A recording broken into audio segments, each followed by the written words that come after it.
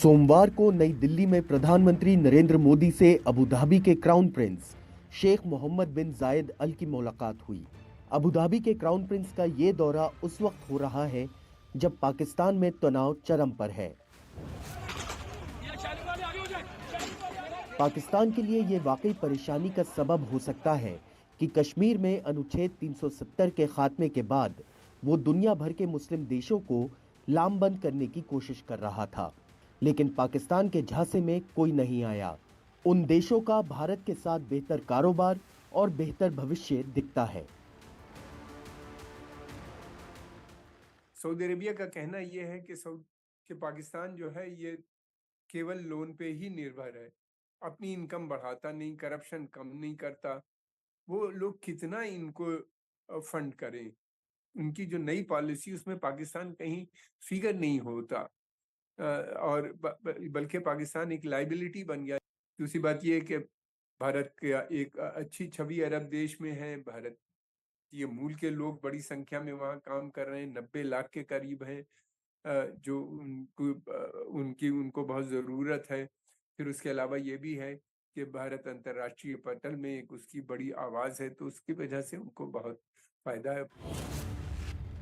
भारत और यूएई के बीच पिछले कुछ सालों में काफी नजदीकी आई है। इसी साल फरवरी में प्रधानमंत्री मोदी ने यूएई का दौरा किया था। 2015 से अब तक पीएम मोदी 7 बार यूएई का दौरा कर चुके हैं। पिछले एक साल में पीएम मोदी 3 बार यूएई जा चुके हैं। 2017 में दोनों देशों के बीच कॉम्प्रिहेंसिव स्ट्रैटेजिक पार्टनरशिप पर भी हस्ताक्षर हुए थे। अगर 2022-2023 की बात करें तो दोनों देशों के बीच लगभग 84 बिलियन अमेरिकी डॉलर का व्यापार हुआ है। आज भारत यूएई से तीसरा बड़ा ऊर्जा आयातक देश है और पिछले साल भारत ने यूएई से पहली बार भारतीय रुपये में कच्चा तेल खरीदा।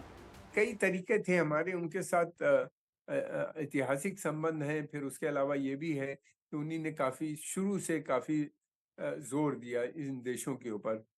भारत का मानना ये है कि ये हमारे बहुत निकट देश हैं। फिर आने वाले समय में हमारा भारत का अरब देशों के साथ ज्वाइंट प्रोडक्शन, को प्रोडक्शन की भी अब बात चल रही है और डिफेंस सेक्टर में भी कॉपरेशन बढ़ रहा है। इस तरह से बहुत सी चीज़ें हैं। मोदी जी ने इस पर खास अटेंशन दिया और उसके चलते हुए ये रिश्ते और बढ़े आगे।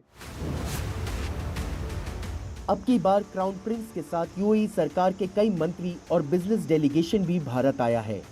जाहिर है कि कारोबार की दुनिया और भी बेहतर होगी। एनडीटीवी इंडिया की रिपोर्ट।